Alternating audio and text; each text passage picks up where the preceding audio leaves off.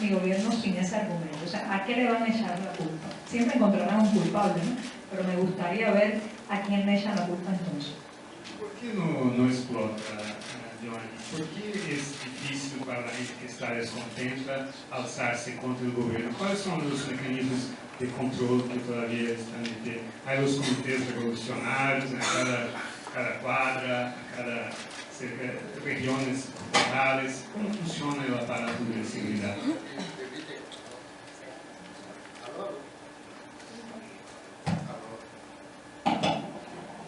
Me permite complementar la pregunta de Bolívar. Me parece de las veces que estuve en Cuba que había una especie, una suerte de hipocresía social. Donde, solo hipocresía, eso se llama doble moral. Que la misma gente que se quejaba de la ayuda, de la escasez, de la falta de alimentos, todo, la misma gente que públicamente hacía la fiesta para los dirigentes. ¿Qué piensa usted? Eso es Cuba, primero. Bueno, yo intentando teorizar un poco, ¿no?, los elementos que evitan la rebeldía cubana, yo diría que en primer lugar, desde que somos muy pequeños, y yo soy una generación que nació ya con ese sistema de adoctrinamiento muy perfeccionado, desde que uno es pequeño, una serie de informaciones, propaganda, etcétera, orientaciones en la escuela, te hacen creer que el país no te pertenece. No lo dicen directamente así, pero es como que el país pertenece a la generación histórica, ellos son los que saben, ellos son los que han salvado a la patria, etcétera, etcétera. Y hay un momento en que ya la reacción es la apatía, ¿no? No puedo cambiar nada, el país no me pertenece, ¿para qué intentarlo? Se dicen muchas personas más jóvenes. También está la cuestión del miedo. No es el miedo a la muerte, ¿no? Es el miedo constante a la destrucción, a que el vecino puede mirar cuando entramos en la casa con una bolsa que llevas en el interior de la bolsa y denunciar si el interior de la bolsa no está en relación con tu salario. Es el miedo que da cuando conversas con un amigo, preguntarte constantemente si ese amigo se dará a la seguridad del Estado. Es el miedo de hablar por una línea telefónica imaginando siempre que hay otra persona al otro lado. Entonces, el miedo se ha convertido en un elemento de parálisis. Por otro lado, la mayoría de los cubanos se preguntan: ¿voy a tratar de resolver el problema o resuelvo mi problema? Y casi siempre la respuesta a ese interrogante termina en encontrar una vía para solucionar el problema individual y personal de cada uno. Y a la vez, claro, hay la cuestión política, o sea, hay una nueva generación de potenciales líderes, tanto en el régimen cuanto en una posible potencial oposición, una configuración, un embrión de partidos, de organizaciones políticas. Bueno, el sistema cubano es como Saturno, que se come a sus hijos, ¿no? Incluso antes de nacer se los come. En estos momentos, sí, en el gobierno hay gente más joven, lo cual no quiere decir que sean más progresistas. Al menos públicamente se siguen mostrando con una línea muy similar a los altos dirigentes más viejos.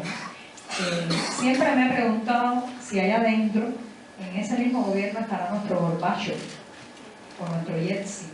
Espero que sea un Yeltsin, no veo tanto, ¿no? Pero es difícil saberlo ahora porque muchos de ellos llevan máscaras. La máscara de la aceptación, de la afinidad total con el discurso de sus superiores, pero en una situación de cambio o en una situación de permisividad pueden de pronto mostrársenos como los grandes reformistas, ¿no? Eso lo vamos a ver muy pronto, creo, porque el próximo 24 de febrero Cuba está abocada a conformar el Consejo de Estado y es muy importante fijarse quién será el primer vicepresidente. Puede estar elegido una figura más joven, muy fiel por el momento, pero que podría el día después o el día durante ser el reformista. Ahora, en el caso de la oposición también, hay una oposición que ha sufrido mucho, que ha estado presa, que sobre ella cayeron las estrategias de Fidel Castro, ¿no? Y una ola gente más joven, que no creo que haya grandes contradicciones. A veces los titulares de los periódicos presentan más el abismo entre las dos generaciones que lo que hay realmente. Hay una generación de gente más joven con otros métodos, más implicados no solamente en el programa político, sino también en manifestaciones artísticas, en performance, audiovisuales. Es una mezcla muy postmoderna. Y esa es una generación que está generando mucha simpatía, y la generación más tradicional está asumiendo también muchos de esos métodos. Conozco muchísimos opositores de vieja data que usan Twitter, están trabajando con el audiovisual, y por primera vez hay una infraestructura de distribución de información que le está permitiendo a esa oposición hacerse conocer más extensamente dentro de Cuba. Johnny, una vez más una pregunta de la platea. ¿Qué piensa usted al respecto de la política de relaciones exteriores de los Estados Unidos? La pregunta es de Tiago Almeida, administrador. En general, él especifica Bahrein, Arabia Saudita. Probablemente debe se referir a los lazos diplomáticos con dictaduras. sí, bueno, yo no soy una especialista en el tema. Mi óptica más bien es hacia el interior de la isla. Creo que eso es fundamentalmente algo que deben cuestionarse y presionar los propios activistas de Estados Unidos, que creo que tienen bastantes espacios para protestar por los vínculos que tiene su nación con algunos regímenes muy cuestionables, ¿no? Lo que sí sé es que algo que debe mejorar es las relaciones de Estados Unidos con Latinoamérica en general, por la cercanía geográfica, por la necesidad de establecer vínculos de mayor colaboración, sin jerarquía, ¿no? Y en el caso particular de Cuba, creo que eso va a ser determinante para la necesaria transición cubana. No me imagino una transición cubana pasando, ocurriendo bajo esta situación de confrontación en la que estamos ahora. Tengo una pregunta más acá, de Mauricio Kerno. Él pregunta, ya respondió la primera parte, ¿qué sistema y país de Latinoamérica y del mundo que usted consideraría más cerca de un ideal de gobierno y sociedad? Bueno, eso un cubano lo respondería, porque a nosotros no, los cubanos por general se creen el ombligo del mundo.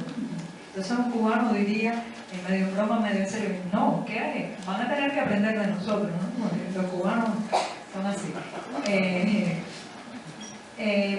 Pienso que el cambio de la democracia cubana será algo inédito, y no lo estoy diciendo fanfarronamente. Habrá un contexto muy especial, muy particular, que va a ser un poco difícil copiar a otros. Es más, nosotros tenemos la posibilidad de empezar desde cero en muchas cosas. Por ejemplo, en la conformación de los partidos, en la ley de financiamiento del partido, en las propias leyes de libertad de prensa. Todo eso nosotros estamos en cero, y habrá que beber de la experiencia. Creo que hay ejemplos puntuales en Latinoamérica en determinados contextos que podrían ser muy interesantes. El otro día el senador Suplicy me explicaba con detalle lo que era la bolsa de familia, ¿no? Entonces, bueno, me decía, ay, qué interesante, un subsidio que no se convierta en un desestimulante a una ausencia de estímulo a la productividad. En el caso, por ejemplo, de Chile también hay elementos muy importantes que tomar desde el propio desarrollo económico del país. Pero modelo, yo me quedo con la Cuba futura. Es maravilloso. Ahora mismo un poco más de 2 millones de turistas, pero que podrían multiplicarse hasta por 5 si sabemos sacarle partido a esa industria sin chimeneas, pero cuidado. El turismo también puede acrecentar muchos males. Entonces, espero que nuestros próximos gobernantes potencien ese sector con medidas claras para evitar todos los males que sabemos que trae el turismo cuando llega el golpe. ¿Cómo te ha visto los movimientos en algunos países de Latinoamérica, bueno, y en Gran Bretaña también, de buscar regulaciones a la milla? ¿Lo que piensa usted sobre las regulaciones a la milla? Eso es jugar con fuego, en muchos sentidos, porque son temas que cuando se van a regular a los medios, hay que tener mucho cuidado porque hay una delicada línea entre llamar a la responsabilidad de los medios, que tienen un papel importantísimo, casi más que los gobiernos ahora mismo, en la creación de opinión, en la creación de tendencia, en aupar la inconformidad o la conformidad. Pero hay una delicada línea entre llamar a la responsabilidad y tomar medidas para que se ejerza esa responsabilidad periodística y la censura.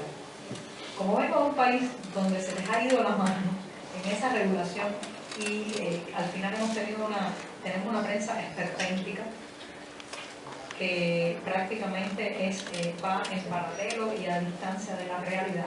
Entonces, creo que hay que ser muy cautelosos y que las regulaciones de prensa sean a nivel de legalidad, no a nivel de mandatos de gobiernos. Porque cada gobierno, claro, tiene sus propios intereses de qué se puede decir y qué no se puede decir. Entonces, a nivel de constitución, de legalidad clara, refrendada por todos, si es posible, que se deje claras las normas, pero cuidado porque podemos volver a una situación realmente de más mordazas que información. ¿Por qué crees tú que el régimen tolera TikTok? ¿Y hay otros blogs, hay otras manifestaciones? Sí, ¿Cuál es el límite para seguir en el aire y salir? A mí me dicen mucho, bueno, ¿cómo te dejan hacer? ¿Por qué te toleran? Yo no utilizaría ninguno de los dos verbos, ni tolerar ni dejar. Yo diría que ya no pueden impedirlo. No solamente Giovanni Sánchez, en mi país hay un fenómeno cada vez más extenso de blogs alternativos, de personas que están usando las redes sociales como Twitter, que ha sido la gran revelación de información alternativa en Cuba. ¿Y qué ocurrió? Quizás el gobierno, o la policía política, o la policía del pensamiento, no se percató a tiempo de la importancia que iba a tener el fenómeno. Acostumbrado a controlarlo todo y a mirar con supremacía el potencial de los ciudadanos, quizás pensaron que era una tontería más, algo que iba a terminar o que no iba a tener la trascendencia. Cuando ya empezaron a darse cuenta del efecto, era un poco tarde para reprimirlo. Entonces, yo voy todos los días caminando por un estrecho camino donde estoy, por un lado, la visibilidad y por otro lado, la represión. A mayor visibilidad, menos represión. Porque sencillamente esos ojos que están en el mundo mirando mi cuenta de Twitter, leyendo mi blog, son la protección fundamental. El día que eso termine, me abducen la fuerza de la represión. Giovanni, tenemos más una pregunta de Rotea que pregunta, en el proceso de transición post-Castro, ¿cómo se ve el papel, el rol, la relación con los cubanos de Miami? Bueno, los cubanos no solamente son de Miami, ¿no? Yo recuerdo la primera vez que yo salí de Cuba, estaba yo en Berlín y me encontré un alemán y yo estaba practicando mi alemán por primera vez y me dice el alemán, ¿tú eres cubana de Fidel o de Miami? Y a mí eso me pareció un insulto. ¿Cómo que cubana de uno? Yo soy cubana de mi papá y de mi mamá, de La Habana, cubana de Martí, cubana de Miguel del Casal, de Wilfredo Dan, ¿cómo que cubana de Fidel o de Miami? Digo esto porque hay muchos esquemas. Como mismo hay estereotipos y esquemas sobre la Cuba verde olivo, la Cuba roja, la Cuba donde todos somos fieles al gobierno, que es un estereotipo muy extendido. También hay un estereotipo muy extendido con el exilio. El exilio, en primer lugar, no es una sola generación, se han agregado muchísimas generaciones, no vive solamente en Miami, hay cubanos por todas partes del mundo. Yo tengo lectores cubanos que me leen desde Australia, de Nueva Zelanda. Entonces, hay que empezar a derrumbar un poco esos mitos del cubano del exilio que va a venir a quitarnos la isla. Por regla general, yo creo que ahora hay un sentido, hay un deseo de colaborar a la transición cubana en una justa medida, ¿no? Y por ejemplo, todavía son cubanos que siguen muy segregados para las leyes de mi país. La reforma migratoria, por ejemplo,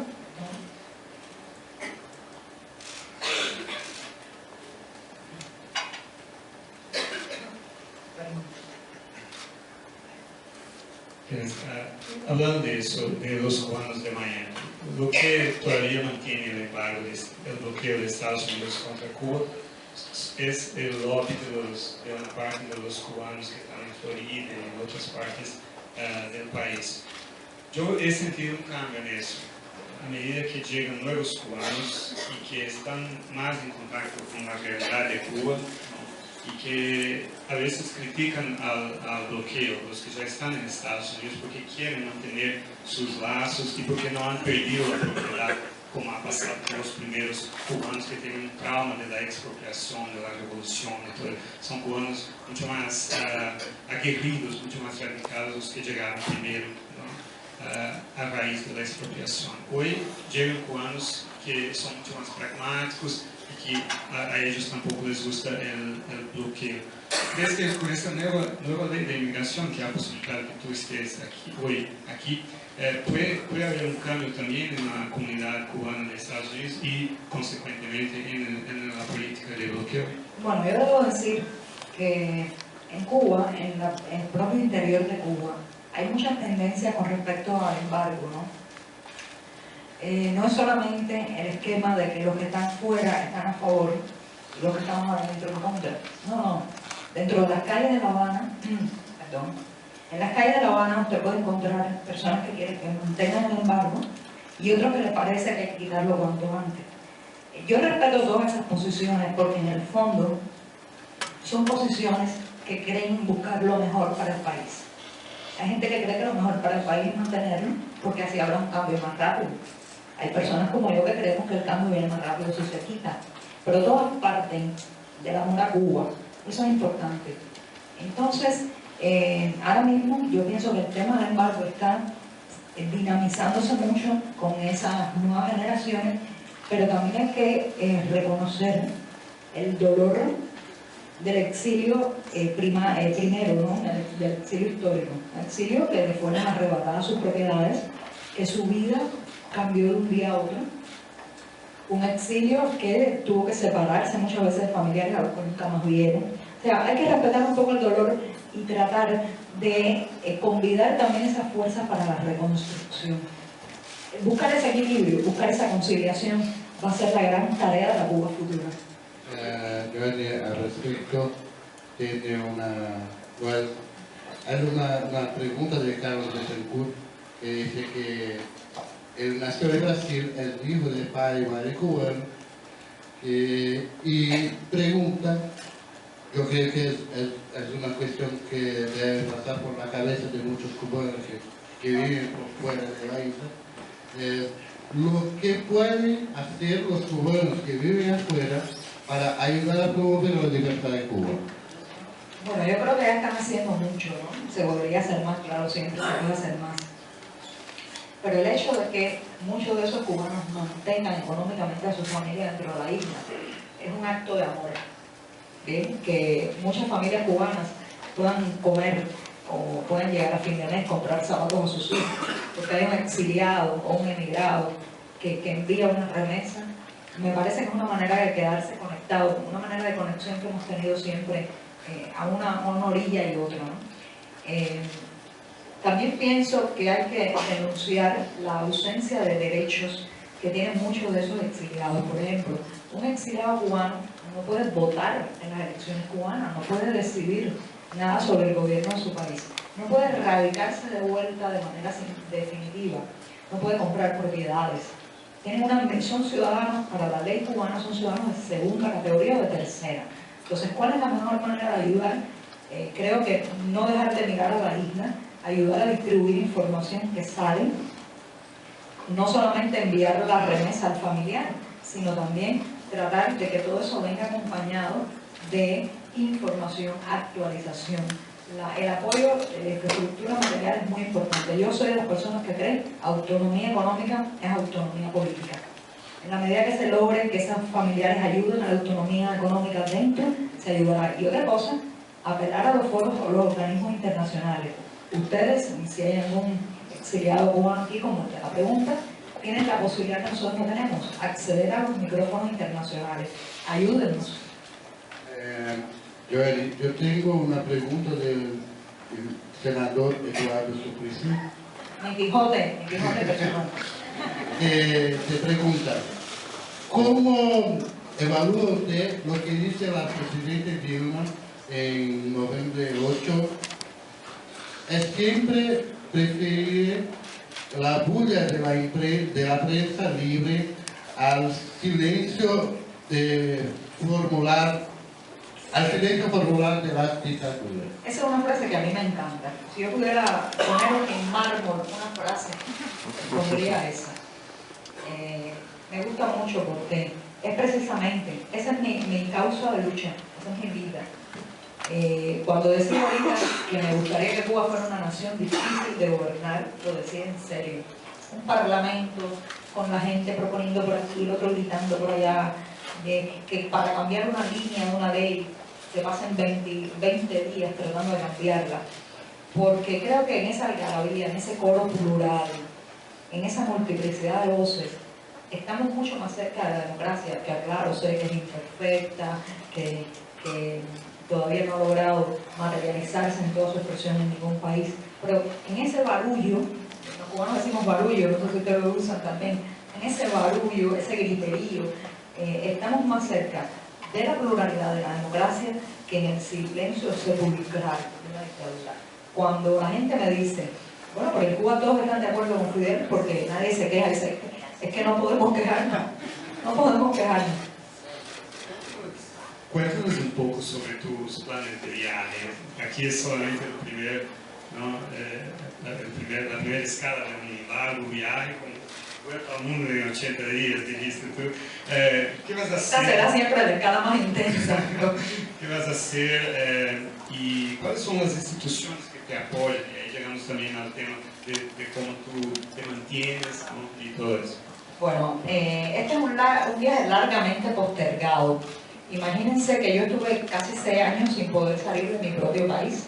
Entonces, en esos 6 años acumulé invitaciones institucionales y de amigos también, gente que decía, tienes que pasarte un día por aquí a dar una conferencia o te quiero invitar a tal feria del libro. Por ejemplo, yo estuve invitada, entre todas las invitaciones que he tenido, estuve invitada una vez al Congreso de la Real Academia de la Lengua Española, porque aunque ustedes no lo crean, yo soy de profesión filóloga y mi especialidad es tratar de escribir en internet sin destruir la lengua en el intento. Tan difícil. Es más difícil tuitear y no destruir la lengua en el intento. Entonces, todas esas invitaciones se fueron acumulando. Y un buen día, el cerrojo insular se abrió para mí. Y todas las invitaciones cayeron. Entonces, he tratado de crear un itinerario, de organizar un itinerario que se puede llamar un itinerario de resarcimiento. Todas aquellas plazas a las que no pude ir, todos aquellos eventos que me perdí, todos aquellos premios que nunca me pudieron entregar, pues tratar de, en 80 días, como la vuelta al mundo, pues estar allí. Entonces, he empezado por Brasil, donde me esperaban hace ya casi 3 años. Después me voy a República Checa y a Holanda, donde estoy invitada a un festival de cine que organiza Amnistía Internacional, que claro está cubre todos los gastos. Voy a visitar la Corte Penal Internacional, que me interesa mucho también. Después del lado de acá, la misma institución paga el boleto que cruza el Atlántico y me lleva a México, la Sociedad Interamericana de Prensa, de la que soy vicepresidenta regional para el tema de libertad de expresión, una posición que no lleva remuneración ninguna. Me han adjudicado un salario voluminoso, pero no es totalmente voluntario.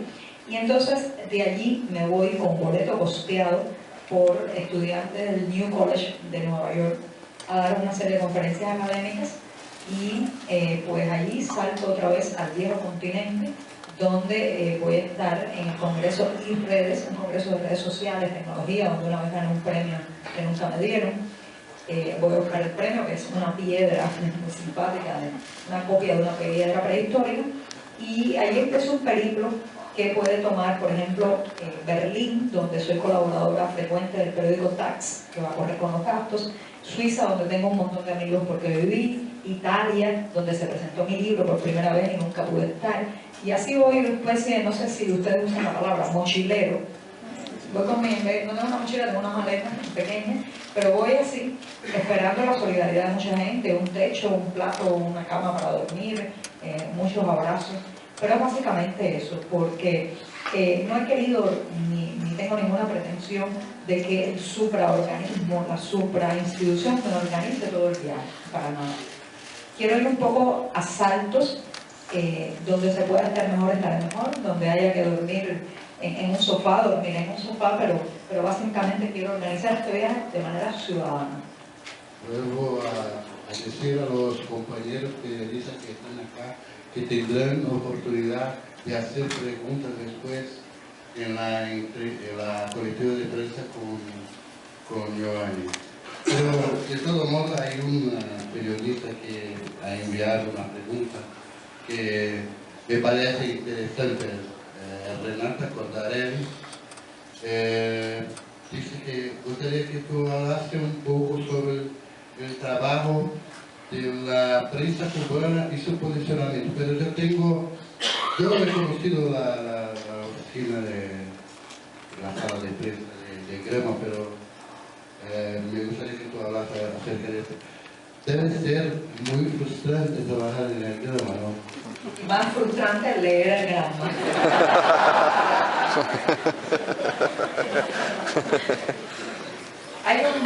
Hay un estereotipo muy extendido también. Yo soy enemiga de los estereotipos, me encanta derrumbar estereotipos. Hay un estereotipo muy extendido, que es que en Cuba los medios son públicos, son del pueblo, ¿no? Para nada. En Cuba tenemos una prensa privada. La diferencia es que la prensa privada es privada, propiedad privada del Partido Comunista.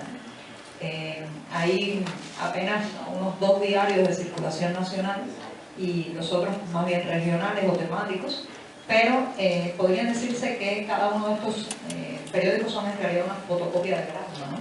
Cambian el eslogan, cambian la disposición de las noticias, pero casi que informativamente lo mismo. Yo tengo que leerme todos los días la prensa de mi país porque, bueno, soy periodista y tengo que saber qué publican los medios. Y me cuesta mucho trabajo. Me cuesta trabajo porque la prensa cubana sigue un axioma. Cuba es el paraíso, el mundo es un infierno. Una vez yo hice un trabajo como filóloga de ver los verbos que se usaban en los titulares de las noticias nacionales e internacionales.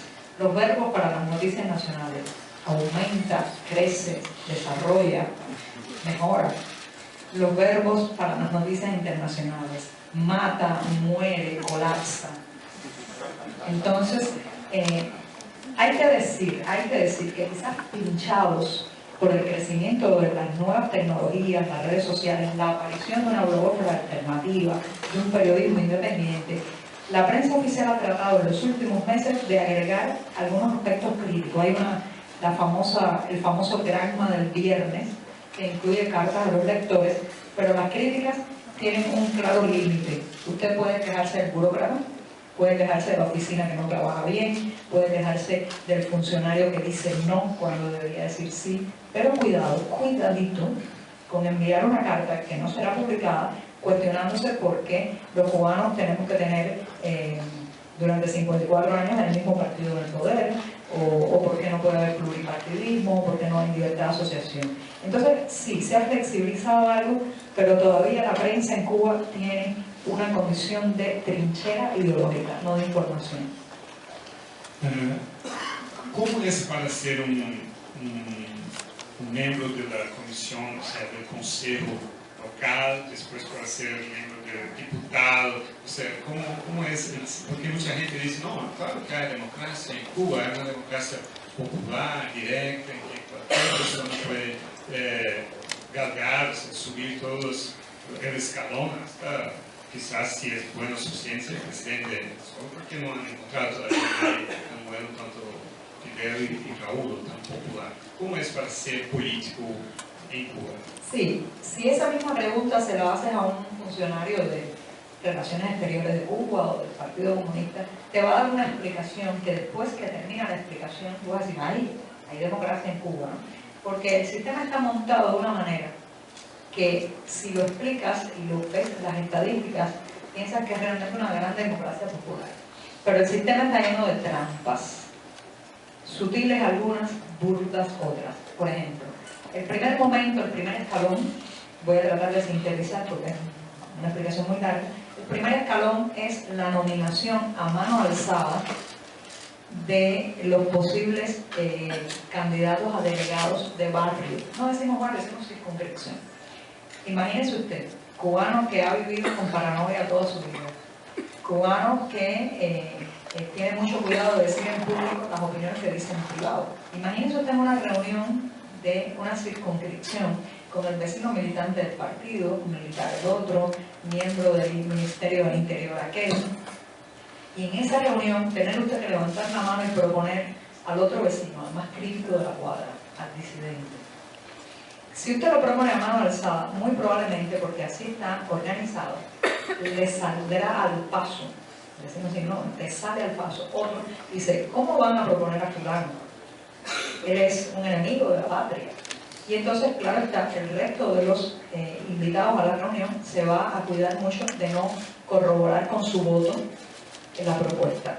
Ya por ahí empieza el primer filtro. Superar ese filtro es imposible. Conozco varios disidentes que se han tratado de postular desde su circunscripción y no funciona. O sea, viene inmediatamente una andanada de no puede ser, y allí queda la cosa. Pero supongamos, vamos a creer utópicamente que ese disidente logra pasar el primer filtro y se convierte en delegado de su circunscripción. En todo el país hay más de 15.000 circunscripciones. De esas 15.000 circunscripciones, después, bajo otro proceso, la comisión de candidatura, y esa es la trampa principal, la comisión de candidatura va a elegir unas 300 personas para formar la mitad del Parlamento. Imagínese si usted tiene 15.000 papas y va a elegir 300 que eligen las mejores, ¿verdad? Entonces, claro está, en ese filtrado se eligen los políticamente más correctos, porque la comisión de candidatura, aunque se presenta como un grupo de organizaciones no gubernamentales, la Federación de Mujeres Cubanas, la Asociación Nacional de Agricultores Pequeños, etc., cuando usted va a mirar los estatutos de cada una de esas organizaciones, siempre hay un punto que dice fidelidad a la revolución, a Fidel y al partido. Entonces no son ni tan organizaciones ni tan no gubernamentales. Entonces esa comisión de candidatura elige 300, filtra 300. Y los otros 300, para conformar alrededor de 600, esta candidatura es 612, los otros 300 son elegidos a dedo. Usted, entre personalidades de la cultura, el deporte, las artes, bla, bla, bla. Claro está, el resultado final, ¿cuál es? Un parlamento que, si usted mira las estadísticas, es muy plural desde el punto de vista racial, muy plural desde el punto de vista de origen social, muy plural desde el punto de vista de los niveles docentes y académicos, pero sin ninguna pluralidad en el punto político. Pero además, a mi juicio, lo peor, no hay ninguna posibilidad de la población saber cómo piensa cada candidato. Yo no sé si ese candidato, porque está prohibido hacer campaña política, si ese candidato está a favor o en contra del matrimonio gay, si está a favor o en contra del trabajo por cuenta propia, si está a favor o en contra por una normalización de las relaciones con Estados Unidos. Entonces no hay ninguna posibilidad, solo sabemos la biografía y una foto, si el hombre es casado, si es ingeniero, si tiene 3 hijos, pero eso no le da aptitudes políticas. Entonces, al final, ¿qué pasa? Un parlamento, en Cuba se llama Asamblea Nacional, que nunca ha dicho no a una ley. Tiene el triste récord de nunca haber votado en contra de una ley, que nunca, la mayoría de las veces la vota por unanimidad o por una altísima mayoría. Un parlamento que no es la representación del pueblo frente al poder, sino del poder frente al pueblo. ¿Cómo está la organización de los comités de la revolución de la dignidad? ¿Eso ha perdido alguna fuerza o sigue igual? Sí, ha perdido mucha fuerza. Yo recuerdo cuando yo era niña, el CDR, el Comité de Defensa de la Revolución, era una entidad con una presencia muy fuerte, para bien y para mal, porque el Comité de Defensa de la Revolución no solamente vigila, controla, también, por ejemplo, si hay problemas de sanidad, si hay problemas con los mosquitos, pues también hace una labor en ese punto positiva. Lo que pasa es que es básicamente son células de control vecinal. Ha perdido mucho, sobre todo en la ciudad de La Habana. Hay que decir que hacia el interior, hacia el pequeño pueblo, todavía tiene mucha fuerza de control, pero el problema es que la gente entra a ser miembro del CDR, que es la organización con más miembros en todo el país, entra a ser miembro del CDR casi en automático. cumples 14 años y ya estás en el CDR. Y entonces se convierte en un juego de simulaciones. Pagas la cuota, dices que eres CDRista, pero a la hora de hacer realmente algo se hace muy poco. Así que yo creo que es una organización que va en picada por suerte y que cada vez motiva menos energía o sentido de pertenencia. Y Raúl ha cambiado la ley de la propiedad, ¿no? De las casas, de los carros, de la forma de comprar carros, que antes se necesitaba un permiso del Ministerio de Hacienda para comprar un carro nuevo, ¿verdad? Y las casas eran propiedad del Estado. ¿Qué impacto ha tenido eso sobre la economía y sobre la vida de la gente? Imagínense cómo es Cuba, cuán anómala es Cuba, que se convierta en noticia el hecho de que nos dejen comprar autos y casas. Pero bueno, sí, es noticia. ¿Qué pasó? Durante décadas el mercado inmobiliario, la posibilidad de vender la propia vivienda, pues era imposible. Eso no significaba que la gente no lo hiciera. Y esto es un detalle importante de las reformas raulistas. Las reformas raulistas han tenido una tendencia a legalizar lo que ya estaba ocurriendo. O sea, van un paso más atrás de la realidad. Cuando ya no pueden impedir algo, lo legalizan. Reformas, otra salvedad, que se hacen fundamentalmente al golpe de decretazo. Muchas no han pasado por la discusión de la Asamblea Nacional, sino que caen por decreto. Bueno, la compra y venta de casas y autos ha dinamizado, yo creo que esos sectores, ha empezado a ocurrir un fenómeno interesante y complicado, que es la redistribución de las ciudades. El que tiene dinero compra más céntrico y mejor. El que no tiene recursos vende quizás propiedades más suculentas, pero se va a la periferia, se va al barrio más pobre para vivir con el dinero resultante. Entonces, si el proceso sigue así, se va a ver, van a empezar a notarse lo que existía, pero quizás no era tan visible, que eran las grandes diferencias sociales. Ahora, de todas maneras sigue siendo un mercado muy medieval, porque no hay una verdadera infraestructura de difusión, información, clasificados, protección al cliente en el tema de la compra y venta de casas. En el tema de los autos es peor, porque realmente a los cubanos no nos han autorizado a comprar autos en las tiendas.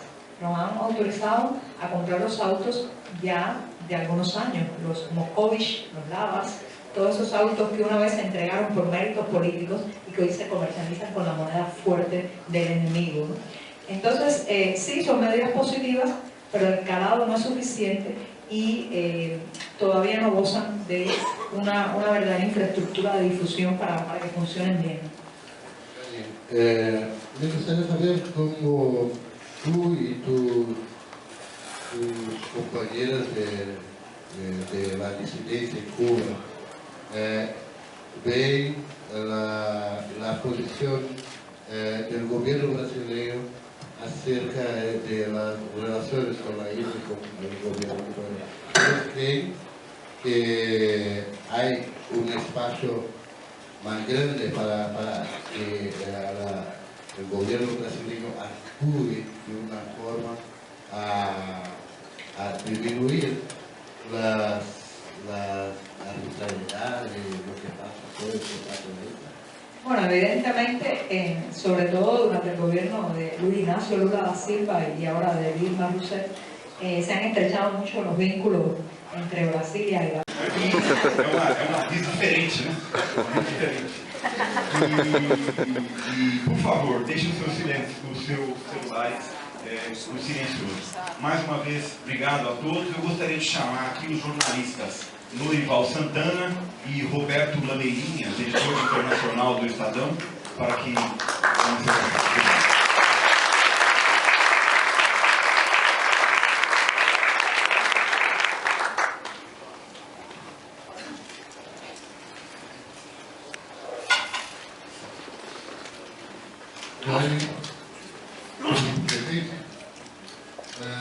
Muy buenos días, como ha dicho Ricardo de Luz, es un honor recibir a todos ustedes.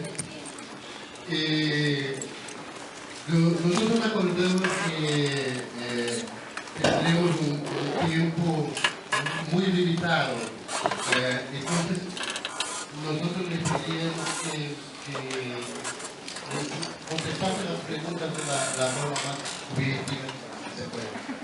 Bueno, Giovanni, usted es un fenómeno de la Internet.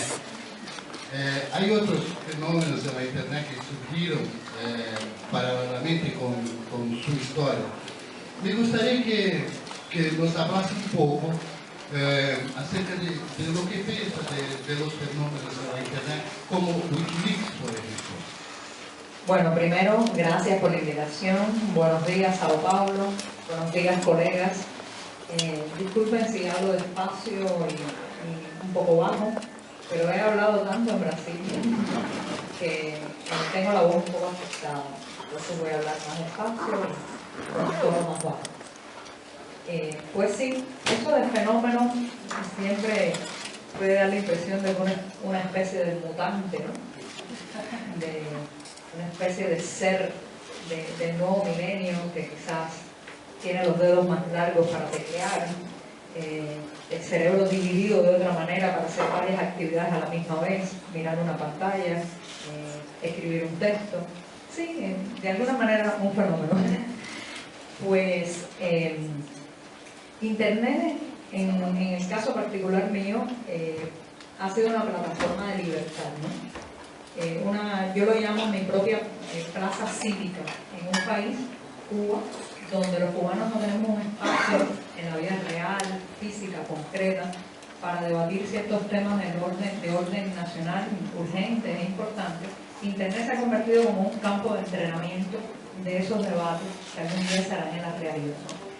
Internet tiene la capacidad de igualarnos a todos. Por ejemplo, no importa si eres un presidente o un ciudadano, si eres una vedette famosa o una ama de casa sentada frente a su laptop. Lo cierto es que en cualquier momento una persona a través de Internet puede convertirse en el epicentro de la información, en alguien que de pronto destapa una primicia o da los primeros detalles de algo que ha ocurrido. Y eso me gusta porque es un espacio que, a pesar de todas las críticas que podemos hacerle, es un espacio democratizador. Claro, Internet no tiene ética en sí mismo, toma la ética de nosotros. Y los seres humanos, como sabemos, tenemos nuestros claros y nuestros oscuros, nuestras luces y nuestras sombras. De manera que Internet se parece a nosotros en lo bueno y en lo malo. En el caso de Wikileaks, es un fenómeno interesante porque tengo la óptica del periodista, que claro está, siempre tiene ese apetito por los secretos, por la información resguardada, por información clasificada, ¿no? Para un periodista siempre es muy atractivo un destape. Pero por otro lado, tengo la experiencia de venir de un país donde no dejan archivos. Entonces ese es el dilema en el caso de Wikileaks, que por un lado se desclasifican una serie de documentos que generan, más que la información misma, generan el debate sobre la importancia de la transparencia de los gobiernos, la importancia de que la política, la diplomacia se haga más de cara a la gente, con menos subterfugios, con menos memorándums secretos. Pero por otro lado, también es un fenómeno que puede existir y existió, dado que se trataba de los documentos de un gobierno que deja documentos. ¿Bien? Parece una redundancia, pero yo a veces me pregunto qué aparecerán los archivos cubanos el día que haya un destape. Muy poco, porque basta enmarcar una ceja, basta dar una orden verbal, basta señalar con el dedo para que en mi país pasen situaciones represivas, situaciones de pérdida de derechos, y entonces el Wikileaks cubano es imposible. Por eso mi reflexión en torno a eso, ¿no? Los límites de la transparencia, la importancia que ha traído este destape de Wikileaks para preguntarnos por qué nuestros gobiernos nos esconden tantas cosas. Pero por otro lado, hay muchos otros gobiernos que esconden mucho más y no dejan rastro. Giovanni, háblanos de tu blog específicamente. ¿Cómo es tu rutina? Yo sé que tu blog ha estado bloqueado por un tiempo en Cuba, creo que ahora se lo puede leer en Cuba. ¿Y cómo es ser disidente en Cuba? Ser también que ha sido secuestrada por, no sé cómo se dice, es como tú calificas lo que te pasó en el 2009 cuando te empujaron en un carro y agentes de seguridad. Pues cuéntanos un poco de tu rutina, de tu vida profesional y de tu blog. Mi rutina es la antirrutina. Es una vida muy loca. Desde que abrí mi blog Generación Y, ustedes le dicen Generación Y, que me gusta más, Y suena más bonito. Pues desde que abrí mi blog, mi vida cambió totalmente. No estoy siendo exagerada. Mi vida se puso patas arriba, en muchos sentidos. Antes de abrir el blog, mis amigos me decían que yo tenía el don de la invisibilidad. Yo pasaba por los lugares y nadie me veía, lo cual era muy bueno porque podía ser una gran observadora a escondidas de la situación. El blog me trajo, además del reconocimiento, cosa que agradezco mucho, además de miles de lectores, traductores gratuitos de mi blog, gente solidaria en todas partes del mundo, detractores de todo tipo. Muy bien, perfecto, soy una demócrata autodidacta. Pero también el blog me trajo repercusiones concretas en mi vida real. Repercusiones muy lindas, como caminar por la calle y que todo el mundo me identifique. Mi esposo se ríe y me dice que eso es una broma que me ha hecho la vida, por ser tan tímida. De pronto estoy entre tantas cámaras y flash. Y sí, es cierto, yo digo que la fama es un efecto colateral de mi trabajo. Y es de alguna manera los clavos de mi cruz. Esta es la cruz que yo llevo, la visibilidad. Tú estabas hablando ahorita de la represión, de lo que pasa, la gente que quiere informar en Cuba. ¿Qué piensa usted que va a pasar en Cuba? ¿Cómo va a ser Cuba de 15 años adelante? Bueno, me gusta la pregunta porque en esa pregunta voy a terminar de completar la de él, así que todos felices. Pues una de las repercusiones ha sido precisamente la represión, los arrestos que no han sido solamente, no fue solamente uno. En octubre del año pasado y en noviembre también fui arrestada de manera arbitraria, sin una legalidad que apoyara ese arresto, por tanto yo lo considero un secuestro, ¿no? Y eso es un panorama que se repite mucho en la Cuba de hoy. Hay una gran diferencia en lo que yo llamo la represión de Fidel Castro y la represión que ejecuta Raúl Castro. Hay una diferencia. Fidel Castro le gustaba la represión como show mediático. Había que ver la represión. Los disidentes tenían que ser juzgados en tribunales, largas penas. La represión de Raúl Castro trata de no dejar huellas legales, de que no se vea, que después al final la víctima quede como, bueno, y cómo demuestro que me abdujeron por tantas horas. Yo pienso que eso es una situación temporal que va a cambiar, no puede mantenerse más. Tengo mucha ilusión de mi país. Vivo en un país maravilloso, de gente calificada, talentosa, con una trayectoria intelectual muy interesante que tiene Cuba, y pienso que la Cuba del 2015 será una Cuba mucho mejor, más inclusiva, con menos odios ideológicos que no tienen nada que ver realmente con nuestra idiosincrasia. Nosotros nos bajamos por el béisbol. Deberíamos discutir de béisbol, no de estar enemistados a muerte por cuestiones ideológicas y políticas que están más afuera de nuestro temperamento. Y esa Cuba indudablemente será más inclusiva, más plural, tendrá nuevos problemas, los problemas nunca terminan. No hay que creer que porque pasa un gobierno y empieza otro ya es el mar de la felicidad, pero serán problemas que los ciudadanos tendremos más capacidad para solucionar y para protestar. Entonces me imagino una nación difícil de gobernar. ¿Y qué otras diferencias hay entre Raúl y Fidel en lo económico, en lo político? ¿Qué ha cambiado? En primer lugar, quiero decir que el gobierno de Raúl Castro tiene un pecado original. El pecado original es que no ha sido electo. Heredó el gobierno por vía sanguínea, como un reino. Mi país, el gobierno de mi país, se traslada de uno a otro a través del árbol genealógico. Siglo XXI me parece algo realmente sorprendentemente absurdo. En el caso de Raúl Castro, él ha tratado de implementar una serie de reformas, fundamentalmente en el campo económico.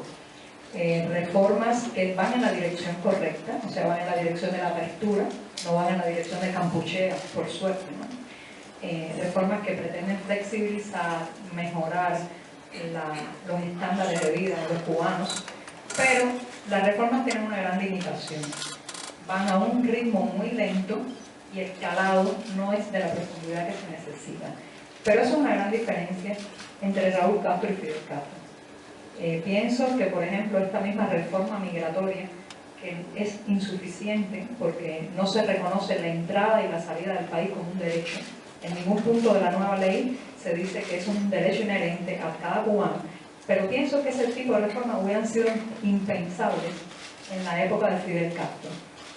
Porque sencillamente, en el caso de Fidel, pues quería tener controlado cada aspecto de la vida nacional, cada aspecto, desde la ropa que nos poníamos, el café que tomábamos, los viajes que hacíamos.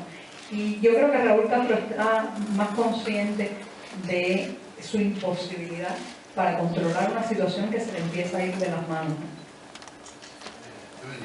Yo tengo una pregunta del doctor Leonardo Quintiliano, me perdona si no es el apellido, que es abogado y que hace una pregunta muy interesante. Lo que es el comunismo para usted, dentro de su concepción, ¿hubo comunismo en Cuba? Yo adicionaría una cuestión más a esa pregunta. ¿Cómo usted se relaciona con las ideologías? Muy mal.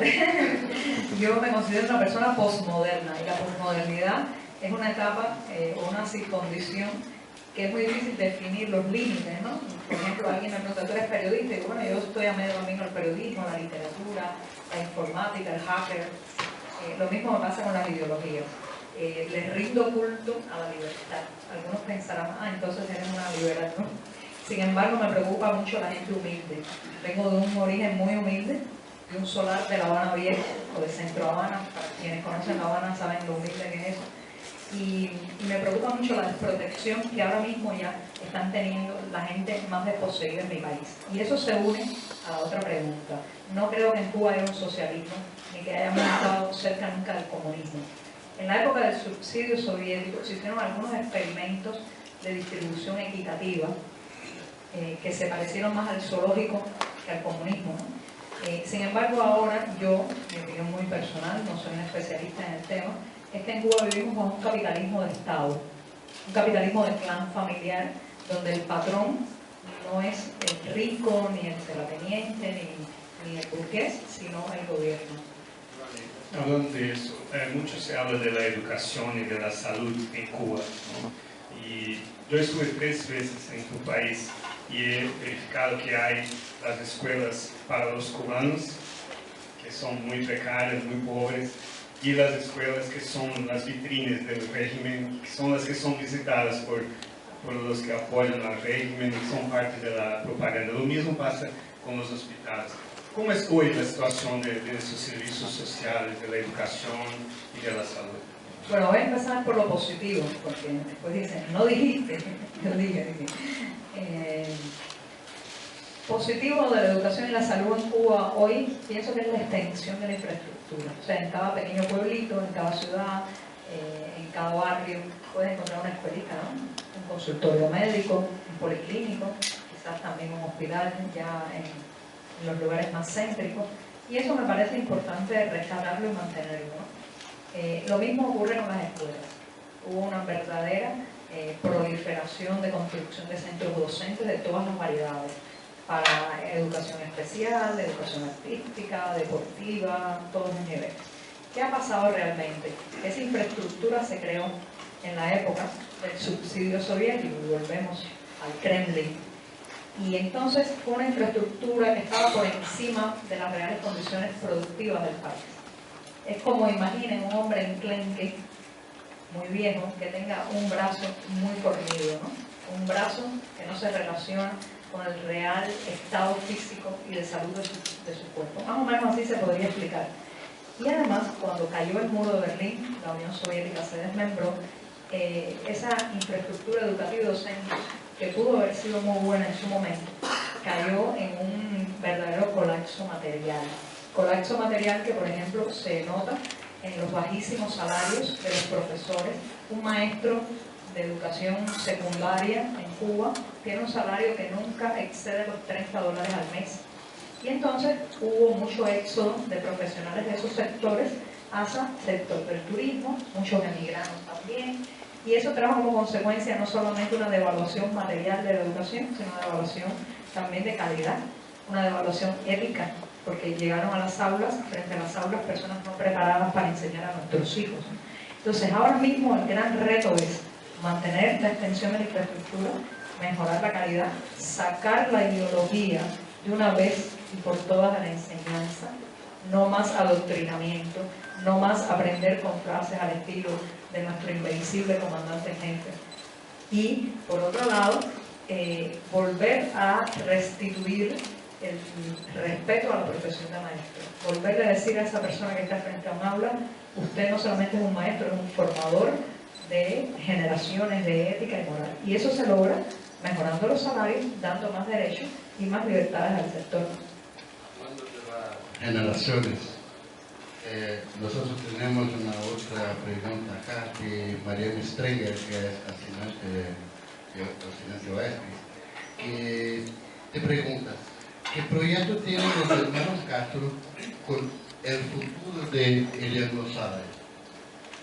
El caso de Elian González, que todos conocen porque sonó mucho, fue un antes y un después. El caso de Elian González dio paso a algo que se llama la batalla de ideas, que en realidad tiene mucho de batalla y muy poco de ideas, que es una confrontación agresiva de ideología, casi como un deseo de aplastar al contrincante a base de consignas, ¿no? Yo de verdad siento mucha pena por ese joven, ¿no?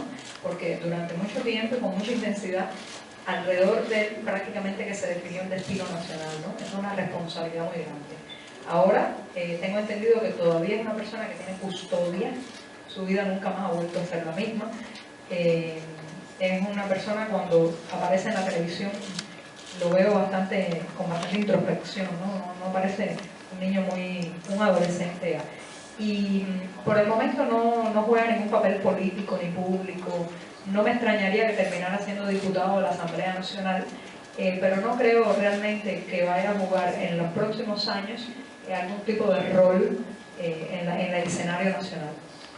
Joane, tú empezaste a hablar de los salarios, ¿no? Eso que los que no han estado en Cuba no entienden.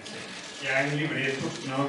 con los cupos de lo que la gente puede obtener en las bodegas, como ustedes dicen, en los sitios del gobierno para recoger la comida, el pan, la leche y también medicamentos y eso.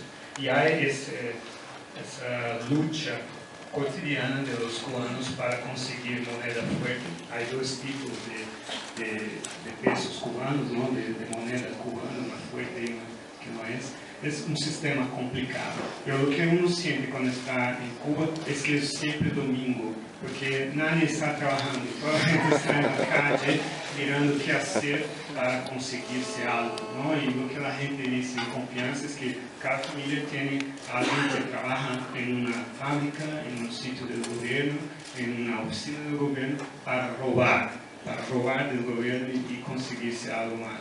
Y la prostitución de las niñas, de las mujeres, algo también muy evidente, ¿no? Entonces, ¿puedes describir un poco el cotidiano económico de Cuba? Sí, desde el año 1993 los cubanos estamos atrapados en una dualidad monetaria que yo califico casi como una esquizofrenia financiera, ¿no? Dos monedas, que en un principio fue el dólar, ahora es el peso convertible, y el llamado peso cubano, que es prácticamente un dinero de juego de monopolio, o sea, no tiene... yo pienso que se gasta más imprimiéndolo que el valor real que tiene ese dinero, ¿no? Al principio era el dólar, ahora tenemos el peso convertible como una moneda convertible, valga la redundancia, pero en realidad el peso convertible es un fantasma del dólar, es más caro. Ahora bien, la primera pregunta que se hace un cubano al despertarse es prácticamente cómo voy a conseguir los pesos convertibles para alimentar a mi familia, para transportarme, vivir, porque está claro que los salarios, que el salario promedio medio en Cuba no supera los $20 mensuales, está claro que los salarios no alcanzan para vivir, ¿no? Entonces, ¿qué hace la gente? Pues encontrar un camino paralelo. En Cuba decimos la búsqueda. La búsqueda es como que ¿Qué puedo obtener fuera de mi trabajo? Esa búsqueda puede ser, por ejemplo, si es un cocinero que trabaja en un hotel,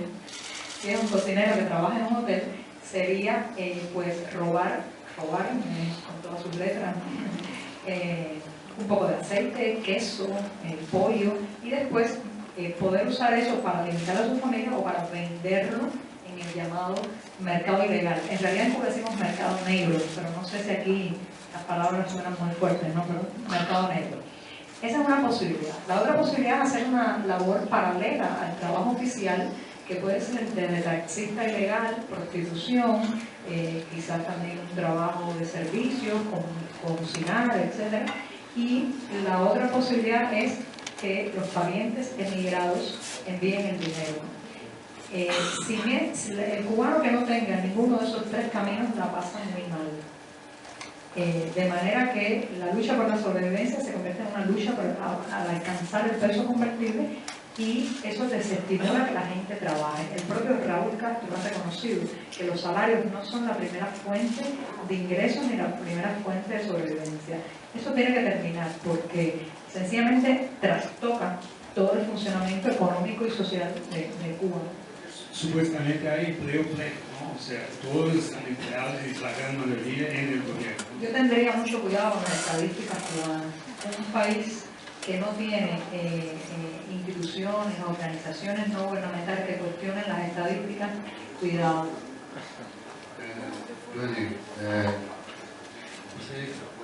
Nosotros sabemos que Cuba tiene un problema energético muy grave y que en los últimos años ha sido un poco atenuado por el crudo de Venezuela, el crudo que llega gracias a los acuerdos y los tratados que se han firmado con Hugo Chávez.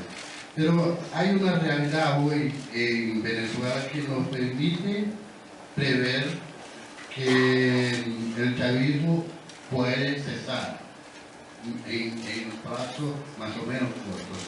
¿Qué piensa usted que puede pasar a Cuba sin los acuerdos con Chávez y sin el chavismo? Sí, como cubana que vive en la isla siempre tengo un dilema con este tema de lo que yo llamo el subsidio venezolano, porque es básicamente un subsidio.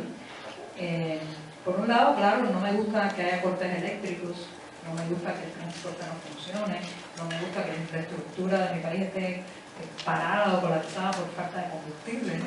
Pero por otro lado, sé muy bien que esa bocanada de aire que entra desde el Palacio de Miraflores hasta la Plaza de la Revolución se ha constituido en una prolongación de vida de un sistema que a lo mejor ya tenía sus días contados. Entonces tengo ese dilema con el tema del subsidio venezolano. ¿Qué parte ayuda? ¿Qué parte pues nos condena a mantener el mismo status quo? Evidentemente ya los gobernantes cubanos están preocupados con la posible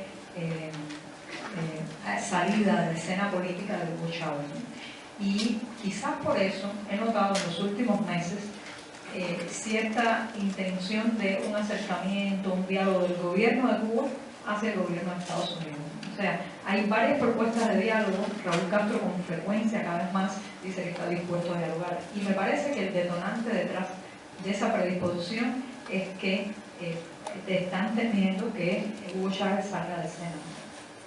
Además, estuvo ayer una comisión de parlamentares americanos, justamente con Patrick Leahy de Vermont, que estaban hablando de un americano que está en la cárcel allá, ¿no? Acusado por haber ayudado a algunos cubanos a montar esquemas de internet, y esa es una subversión en Cuba. Usted una vez envió una carta a Barack Obama, que a su vez le contestó, y le envió también a Raúl Castro, una tentativa de una forma de intermediación, de acercamiento de los países. Cuéntanos un poco esa historia, ¿qué pasó? Sí, ejercer la diplomacia popular es muy difícil, ¿no? Porque normalmente la gente cree que la diplomacia se ejerce a nivel de cancillería y de gobierno. Y bueno, pues un buen día decidí que estaba harta y cansada de que los problemas de Cuba se presentaran no como los grandes problemas entre gobernados y gobernantes, sino que se trataran de presentar siempre como el problema entre Cuba y los Estados Unidos, ¿no? Creo que eso es tratar de alejar la discusión del epicentro real, ¿no? Entonces, bueno, pues imbuida de ese espíritu de que desde la ciudadanía se pueden cambiar las cosas, envié un cuestionario de 7 preguntas muy respetuosos, tanto a Barack Obama como a Raúl Castro. Raúl Castro nunca respondió, no esperaba que lo hiciera, pero de todas maneras quise tener la deferencia. Barack Obama respondió a lo que a mi juicio es una entrevista muy interesante, donde incluso él llega yo le pregunto si hay planes de invasión a la isla, porque desde que yo soy pequeña me están diciendo que nos van a agredir, he aprendido a trabajar con un AK-47, con una garantía porque viene el imperio a atacarnos, y 30 años después, bueno, ¿dónde están, no? Y entonces le pregunté, ¿van a atacarnos? No, díganos, por favor. Y entonces él, sí, para saber, ¿no? Y entonces yo en eso lo emplazo y él responde con una tajante afirmación de que no hay ningún plan para nada. Claro, la entrevista me trajo muchos problemas porque nada hay peor que intentar desarmar el discurso oficial de la confrontación. Y yo pienso que muchos de los ataques que ahora se me hace a mi persona, muchos de los intentos de destruir mi imagen y mi nombre, están dados por esa entrevista. En lo personal, creo que hay que volver a leerla. Creo que quizás aquí está el pilar de una posible, si no diálogo, de un posible encuentro que pueda haber, o conversación que pueda haber entre ambos gobiernos, ¿no? La continuación de esta pregunta, tengo una atención de Renato Díaz, periodista y sociólogo, que le pregunta lo que piensa sobre el bloqueo económico de Estados Unidos. Yo voy a grabarlo en un casete. Lo pincho yo. Bueno, en primer lugar, yo soy una persona bastante crítica con el embargo. Ya decir una palabra u otra es posicionarse, ¿no? El gobierno dice bloqueo, fuera de Cuba se dice embargo, en fin. Vamos a llamarlo embargo aquí porque estamos fuera de la isla. Entonces, soy muy crítica porque, en primer lugar, me parece que no ha funcionado. Hay una teoría que es como una metáfora que se representa muy bien y que explican las personas que son favorables al embargo. Dicen así: no, es como una caldera que hay que ponerle fuego y taparla para que la presión la haga explotar. Y claro, el fuego sería como la precariedad económica, la precariedad material, que la gente sienta en carne propia que la situación es difícil y entonces se lance a la calle. Lo cierto es que esa caldera, siguiendo una metáfora, cada vez que le han puesto fuego, lo que ha hecho es explotar, no en las calles, no en una rebeldía de cambio, sino en la emigración. O sea, la válvula cubana escapa hacia afuera de la isla. Entonces, por eso, por su ineficacia, en primer lugar, en provocar un cambio que no ha llegado, y porque además me parece que se ha convertido en el gran argumento que tiene el gobierno para explicarlo todo. Si no podemos emitir una opinión, es cuidado porque el imperio está cerca y nos ataca. Si no hay tomate, es que por culpa del imperio. Si las papas de esta temporada se malograron. De la ciudad de La Habana se está reformando y ampliando el puerto del Mariel, precisamente con capital brasileño. Que por cierto, hay un chiste entre los cubanos que le dicen que es el puerto de nunca acabar, como no acaba de construirse. Anuncian, pero no está listo. Sí, porque en español hay una frase que dice el cuento de nunca acabar, ¿no? Este es el puerto de nunca acabar. Bueno, esperemos que lo terminen pronto. Eso está bien, me parece muy bien que Brasil esté apoyando y ayudando a Cuba, que no es lo mismo que el gobierno y el partido. Cuba somos todos y toda infraestructura que se haga en nuestro país es bienvenida. Pero lo que me parece es que ha faltado dureza, quizás, o franqueza a la hora de plantear el tema de los derechos humanos en la isla. Los cubanos estamos bastante acostumbrados a sentirnos abandonados en ese tema, a veces por la comunidad internacional. Pero me parece que en el caso de Brasil, del gobierno de Brasil, vale aclararlo, ha habido demasiados silencios. Y entonces yo recomendaría, yo no soy, repito, ni una política ni una diplomática, pero yo ejerzo la diplomacia popular. Es la manera más efectiva, a mi juicio, de unir naciones y de acercar pueblos, ¿no? Yo recomendaría un posicionamiento más enérgico, porque los pueblos no olvidan. ¿Te ha sorprendido la hostilidad de algunos grupos, de algunas personas aquí en Brasil? ¿Tú esperabas? Escribiste en tu blog que está hoy postado que nunca habías visto esa virulencia, ¿no? Entonces, ¿cómo te sientes en relación a eso? No solo personalmente, pero ¿qué análisis haces de ese movimiento que encontraste aquí en Brasil? Bueno, en realidad no me sorprendió, ¿no? Desde semanas antes de abordar ese avión, ya en varios blogs oficialistas, que son conocidos como blogs de la seguridad de Estado, estaba clara la amenaza. Me lo habían advertido. O sea, era jugada cantada de antemano. Me lo habían dicho que me iban a esperar con una respuesta contundente. No quiero sacar conclusiones con eso, ¿no? Solo estoy diciendo que ya lo sabía. Por otro lado, no me molesta en grado máximo, porque, como decía ahorita, soy una demócrata autodidacta y me parece que todo el mundo tiene derecho a manifestar su pro y su contra sobre cualquier tema, incluso sobre una figura pública, mucho más, ¿no? Yo nací en un país donde no se podía cuestionar a un hombre, por eso me encanta que se cuestione a todos los hombres, incluyendo a esta servidora que está aquí. Entonces, lo que sí me parece que cuando se pasa el límite de la protesta pacífica y se pasa al plano de la violencia física, verbal, el grito, el intentar callar al otro, ya es otra cosa. Eso no es democracia, eso no es pluralidad, eso es fanatismo. Johnny, ¿cómo se dice?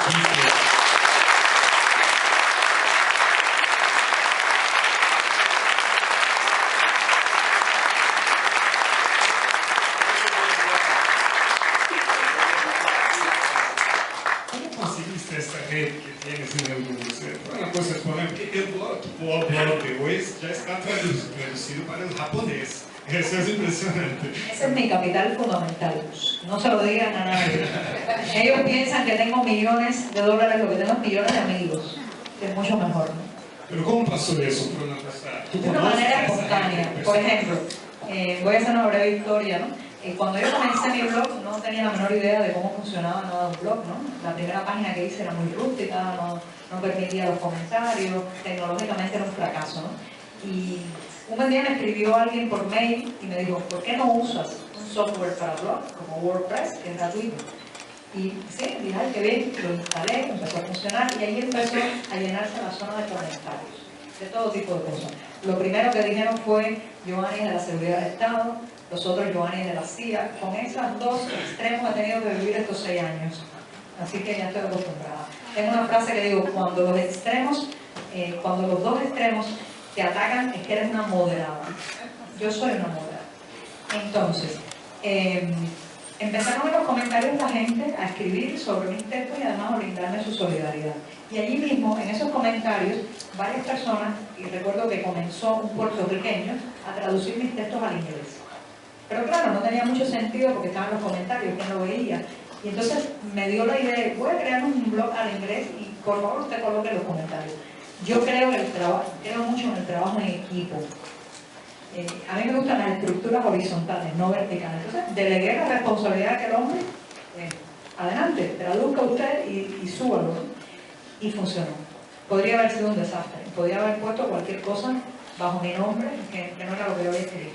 Pero tuve la suerte de encontrarme gente honesta. Hoy mi blog se traduce a casi 20 lenguas. Detrás de cada una de esas traducciones hay una historia hermosa. Por ejemplo, la traductora de inglés se llama Maria Porter, es conductora de un ómnibus del autobús de Nueva York y es una persona de 65 años que traduce a una velocidad mis textos que a mí a veces me da pena. Digo, María, tienes muchas cosas que hacer, ¿y por qué te dedicas tanto a esto? Y así, detrás de cada una de las traducciones hay una historia de vida. Lo que pasa es que yo veo un gobierno que ya no cree en la espontaneidad, que cuando necesita convocar a sus militantes tiene que ordenarlo de arriba, muchas veces pagar salarios o dar meriendas. Entonces, no entiende esa lógica moderna de que ya todos los ciudadanos se sienten como que familia del mundo y colaboran. Así está estructurada mi solidaridad. Bueno, yo voy acá abruptamente a cerrar nuestro evento. presença de todos, autoridades, parlamentares, editores, colegas jornalistas do Estadão e dos 54 veículos aqui representados.